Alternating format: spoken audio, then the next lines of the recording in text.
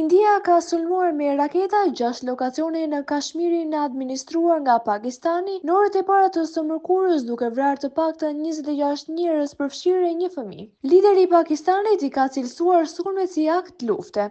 India pretendon se ka goditur infrastrukturën e përdorur nga militantët e lidhur me sulmin e muajit të kaluar në pjesën e kontrolluar nga India në Kashmir, ku vran 26 turistë hindu. Kryeministri i Pakistanit i dënoi sulmet ajrore dhe tha se vendi i tij do të hakmerret. Pakistani ka çdo të drejtë të përgjigjet fuqishëm ndaj këtij akti lufte të imponuar nga India dhe vërtet jemi duke u përgjigjur fort, tha Sharif. Tensionet mes Indisë dhe Pakistanit, vende fshinje të armatoshura me armë bërthamore, janë rritur ndjeshëm që nga sulmi muajit të kaluar. Sekretari i përgjithshëm i OKB-s shprehu gjithashtu shqetësim për sulmin dhe bëri thirrje për vetëpërmbajtje maksimale nga të dyja vendet. Ai tha se bota nuk mund të përballojë një përplasje ushtarake midis Indisë dhe Pakistanit.